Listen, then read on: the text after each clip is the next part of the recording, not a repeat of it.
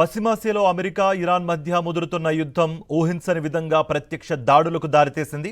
Gulf ప్రాంతంతో పాటు జోర్డాన్లోని అమెరికా మిలిటరీ స్థావరాలపై ఇరాన్ రెవల్యూషనరీ గార్డ్స్ విరుచుకుపడిన దృశ్యాలు శాటిలైట్ చిత్రాల్లో బయటపడ్డాయి. ది న్యూయార్క్ టైమ్స్ కథనం ప్రకారం జోర్డాన్లోని కీలకమైన మొవఫాక్ అల్ సాల్తీ ఎయిర్ బేస్తో పాటు బహ్రెయిన్, కువైట్, ఖతార్లలోని అమెరికా సైనిక కేంద్రాలపై ఇరాన్ బాలిస్టిక్ క్షిపణులు, ఆత్మాహుతి డ్రోన్లతో వినాశకర దాడులు చేసింది. పెంటగాన్ చెప్పిన దానికంటే క్షేత్రస్థాయిలో అమెరికా స్థావరాలకు తీవ్ర నష్టం వాటిల్లినట్లుగా ఆధారాలు స్పష్టం చేస్తున్నాయి. ఉపగ్రహ ఉపరితల చిత్రాలు అమెరికా రక్షణ దళాలకు కంటి మీద కునుకు లేకుండా చేస్తున్నాయి. జోర్డాన్లోని మొవఫాక్ అల్ సాల్తీ ఎయిర్ బేస్పై ఇరాన్ వేసిన క్షిపణులు అత్యంత ఖచ్చితత్వంతో లక్ష్యాలను ఛేదించాయి. అమెరికా సైన్యం వినియోగించే విలువైన MQ-9 రీపర్ డ్రోన్ల హ్యాంగర్లు, విమాన షెల్టర్లు, కంట్రోల్ రూములు ఈ దాడిలో పూర్తిగా ధ్వంసమయ్యాయి. బేస్ ఆవరణలో బహిరంగంగా ఉంచిన 2 అధునాతన రీపర్ డ్రోన్లు సైతం పటాపంచలైనట్లు శాటిలైట్ ఫోటోలు బహిర్గతం చేశాయి. ఇప్పటి వరకు పెంటగాన్ ప్రకటించిన ప్రాణ నష్టం కంటే వాస్తవ నష్టం చాలా ఎక్కువగా ఉందనే అనుమానాలకు ఈ చిత్రాలు బలం చేకూరుస్తున్నాయి.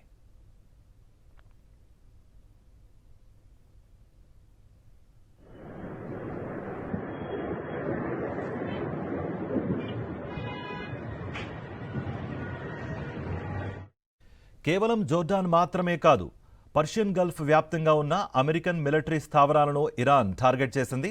బహ్రెయిన్లోని అమెరికా నేవీ 5th ఫ్లీట్ హెడ్ క్వార్టర్స్లోని కీలక వేర్ హౌస్లు, ఖతార్లోని అల్ ఉదైద్ ఎయిర్ బేస్ పరిసరాలు, కువైట్లోని అలీ అల్ సలేం స్థావరాలపై విరుచుకుపడ్డాయి.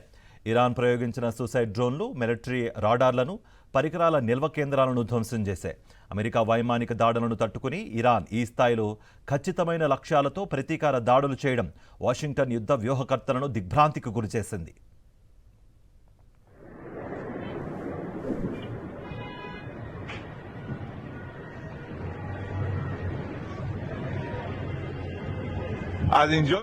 అయితే ఈ దాడులపై పెంటగాన్ తీవ్రంగా స్పందించింది. ఇరాన్లోని కీలక సైనిక స్థావరాలు, తీర ప్రాంత రాడార్లు, మిసైల్ లాంచ్ ప్యాడ్లపై అమెరికా వరుసగా 11వ రాత్రి కూడా విరుచుకుపడింది.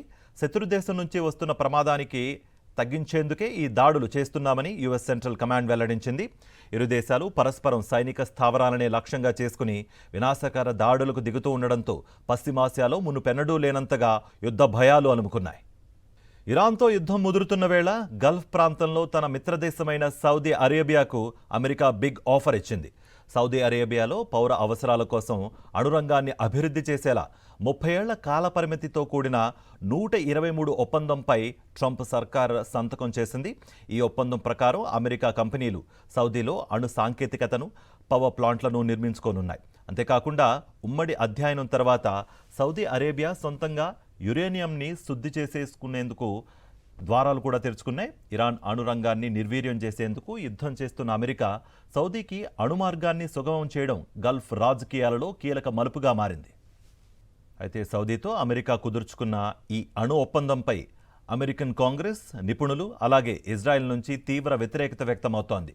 అటామిక్ ఎనర్జీ ఏజెన్సీ పూర్తిస్థాయి నిఘా నిబంధనలు లేకపోవడం వల్ల భవిష్యత్తులో సౌదీ అరేబియా కూడా అణ్వాయుధ తయారీ వైపు అడుగులు వేసే ప్రమాదం ఉందని నాన్ ప్రొలిఫరేషన్ నిపుణులు హెచ్చరిస్తున్నారు. ఇటు హౌతీల సముద్ర దిగ్బంధనం, అటు సౌదీ అణు ఒప్పందంతో పశ్చిమాసియాలో అణుపోటీ మరింత తీవ్రతరం అయ్యే సూచనలు కనిపిస్తున్నాయి. మరిన్ని అప్డేట్స్ కోసం ఛానల్ను సబ్స్క్రైబ్ చేయండి. నోటిఫికేషన్స్ కోసం బెల్ ఐకాన్ పై క్లిక్ చేయండి.